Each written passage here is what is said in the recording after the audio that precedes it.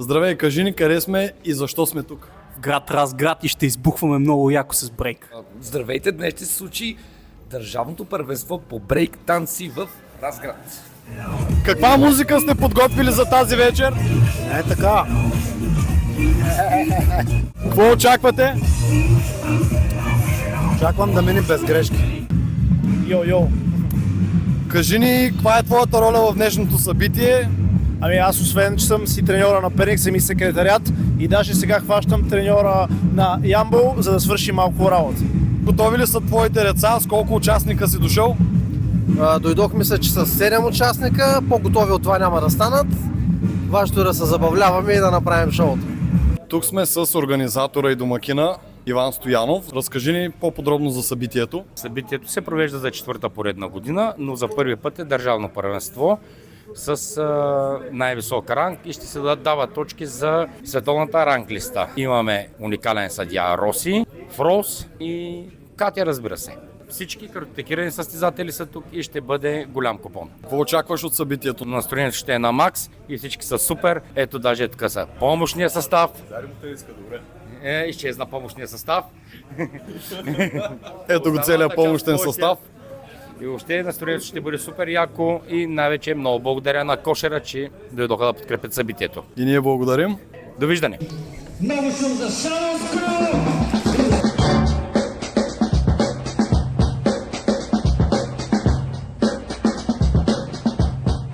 Аз съм Никола Николов и представям отбор Black Style Squad.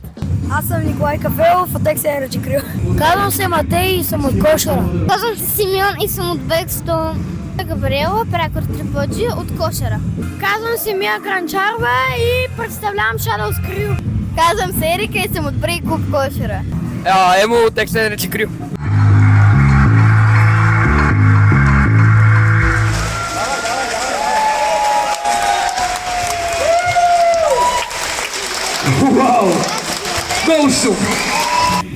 Здравейте, аз съм Бибой Зелендър от Бургас, The Next Crew.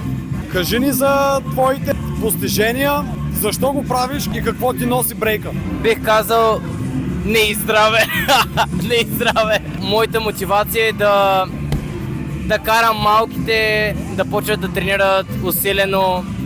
Защо трябва да го направят? За да се кефят това, което правят. Да се кефят точно така. Тази вечер ти ще се състезаваш ли? Ами, ще се опитам да се състезавам, защото претърпях операция на менискус. И въпреки това си на сцената. Точно така. Това е доста добър стимул за малките, които при най-малката трудност решават да се откажат. Части от националния отбор, доколкото знам. Да, от националния отбор съм. Моето най-голямо постижение, според мен, е на WDSF. Бях 54-ти. Имах късмета да играя срещу един за мен от най-добрите бибой, топ 4, Амир от Казахстан.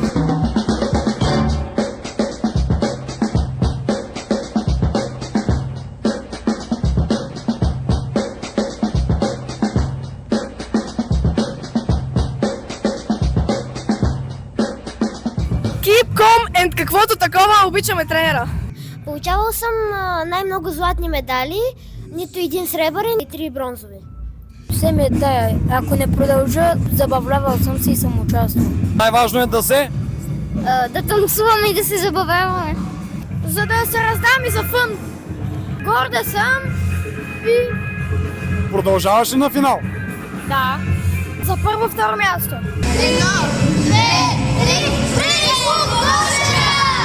Виждаме зад сцената и Стефан Георгиев, познат като Шифура. Какво точно те води насам? Дойдох да подкрепя сцената, да гледам малките, защото са доста голяма инспирация за мен поне и това.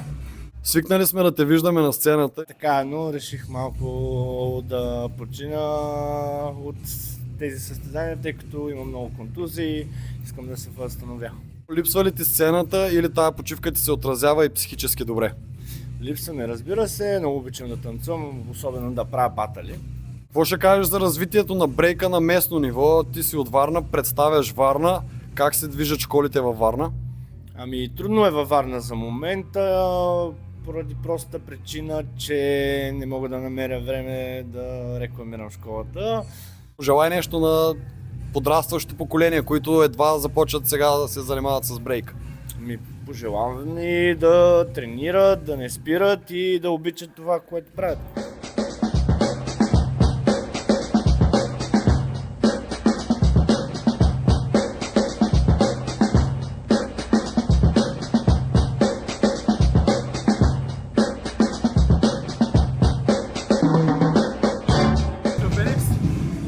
Какви наблюдения имаш? Нивото качило ли се в България на танците?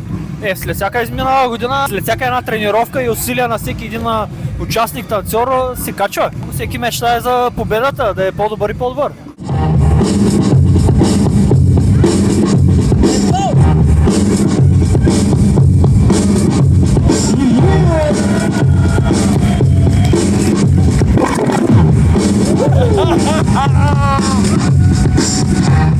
И ето стигнахме до Пламена Георгиева, известна повече като Firebird. Знам, че си част от националния отбор и имаш доста постижения за цяла България. Как да го опиша, реално всеки, който прави нещо, което обича, разбира какво е, няма как да го опиша с думи, защото просто като правя това, което обичам, то ме прави щастлива и прави другите щастливи, така че да. Какво ти взима това щастие? Ако трябва да съм честна, много време, труд, сълзи, обаче реално всичко се заслужава, така че нищо не ми взима, защото ми дава доста повече. Дава ми семейство, подкрепа, забавление, много повече неща, отколкото взима, така че ако трябва да ги сравняваме, то реално не взима нещо, а по-скоро ти дава. Имаш ли индивидуално представяне или само с отбора си? И двете. Реално разбрах, защото сега пътувам много навънка, много е лошо да имаш очаквания, защото просто ти никога няма как да си ги покриеш, защото просто ние сме хора и дори да си танцувал добре, ти ще кажеш не беше достатъчно добре, това реално никога не трябва да имаш никакви очаквания, което е доста трудно, защото сме хора и винаги искаме най-доброто, най-добрите да сме така нататък. Просто чистото, което искам от себе си е да се забавлявам. Това е проблема в момента според мен на всички деца, и аз включително, че просто сме вманячени толкова много да сме перфектни, че реално забравяме да го правим, защото сме. В смисъл, ние сме почнали не защото тук да го обмисля да направя някакви теореми по математика, да го измисля как да стане, а просто сме усетили, че това е нещо мега яко. И да, може би това. Нямам очаквания. Искам просто да изкефям. Но какво би казала на последователите, на малките, които може би са ти фенове, тези, които искат да видят теб и да се вдъхновят от теб? Не е важно медалите, просто защото от малки ни учат, че да си на стълбичката е мега яко и си постигнал вече, си велик. Много повече значи даже, например, хората да се изкефят, някой да ти каже, ево, много ме изкефи, зарадваме и реално ще остане само емоцията, така че да не се съсредоточават твърде много в медали, защото реално медалите и титлите нямат абсолютно никакво значение според мен. Обаче реално, ако си първи и не си се изкефил на това, което правиш, спечелих медал. Това може би не се съсредоточава толкова много на самите предмети, отколкото на самата емоция от това, което правят. Благодаря ти за всички тия думи. Надявам се доста хора да ги чуят, да се вслушат в тях. Пожелавам ти успех за цялото ти творческо развитие и за абсолютно всичко, което правиш за България, за отбора си. Много благодаря. И също танцовете с отбора си, защото е по-яко. Тук сме с Христо Андонов, по-познат като Ицо Черния, град Бургас. Също така е треньор на националния отбор. Кажи ни за националния отбор малко повече, за състезателите, за всичко. Националният отбор, той е от мисля, че 15 човека. Тази вечер ще има батъл срещу германците. Да се надяваме, че ще бъде голямо шоу, защото все пак самия батъл е шоу батъл. То не е в програмата на самото състезание. И да се наслаждаваме на движение. Тези момчета, които са от Германия тук и момичетата, естествено, които са с тях, те са на лагер в Бургас, в моята зала са. Имат доста добър левел. Мисля, че това, което ще гледаме, ще бъде доста добре. Вече сте представили България, българския отбор на доста места. Да, в Китай бяха последно. Батълите там са спорни, според мен. На една от квалификациите не съм съгласен с журито, както и примерно и за на Firebird Battle. Но това са неща, които са поправими във времето. И последно, конкурентно способен ли е отбора на България в световен мащаб?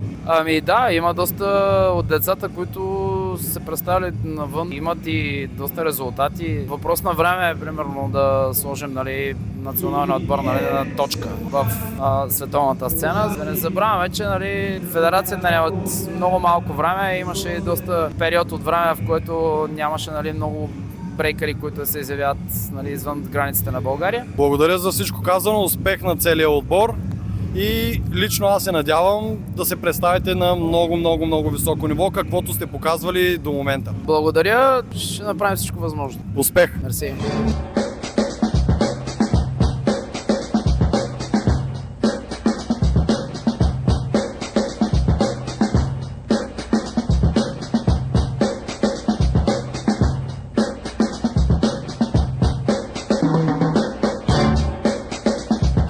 Пожелавам ти успех! Мерси много. Благодаря. Благодаря много. Благодаря. Благодаря. Ти? Мерси. Благодаря много. И още едно кратко включване. Брейк сцената във Варна е Варна Флоу. Стефан Шифура е един от стойностните българи, които може да представи брейка по най-добрия му начин. Лично аз му се доверявам. Наистина заслужава си той да се занимава с вашите деца. Тук се подготвя нещо. Кажете ни малко по-подробно какво се случва. Здравейте, ние сме град Пазарджик. Лепиме някакви работи на тениските, забавляваме се. Готини работи. Колко пред. Продължаваме с финалите. Всички категории. Най-малките. Добре.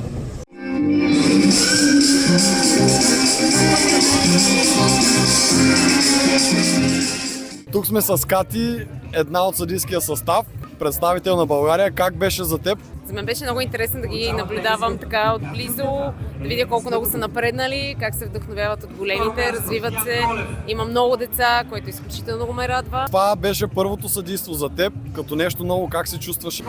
Преди съм съдействала също, за първи път съдействам с тази система, която е новата, да. По-прецизна е, по-интересно е, че можеш да даваш доста повече оценки на различни критерии. Така предизвиках се да бъда по-внимателна и наистина да гледам повече детайли. Мислиш ли да продължаваш да съдействаш с тази система, да оценяваш тези деца? Организацията беше супер, стига да ми се даде възможност. Пак би го направила, интересно ми е и така наистина до края исках да гледам и да видя кой как ще се представи. Да бъдат позитивни, да подкрепят тези деца и тези младежи, защото тренират супер много, имат нужда от повече аплодисменти, от повече пляскане, защото с много болка, съпроводено всичко, което правят тия деца в залата, имат нужда от вашата подкрепа наистина. Чао!